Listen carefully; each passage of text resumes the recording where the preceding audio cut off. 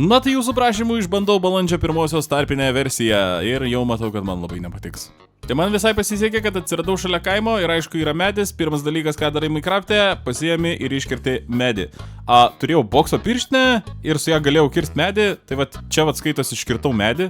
Bet kas keiščiausia, kad aš kažkaip galiu tą medį prisirakinti prie savęs ir tada tas medis mane seka. What? Ir tada aš jau supratau, kad bus kažkas tikrai labai netaip, bet pirmas dalykas, ką reikia pasidaryti Minecraft'e, tai aišku pasidaryti darbastalį. Ir štai čia aš bandau pasidaryti medžio lentų, o štai čia su savo rankiniu 4 dalių darbastaliu bandau susikurti naują savo darbastalį. Jo.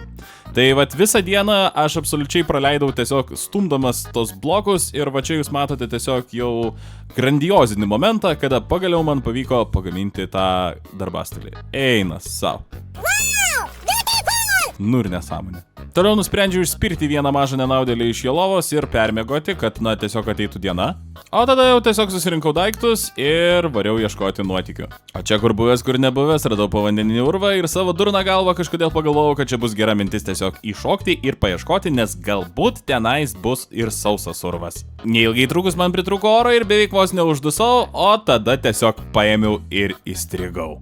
Jei patinka tokios lapino istorijos, spauskit širdelę ir vertinkit nuo 1 iki 10, kaip man sekėsi.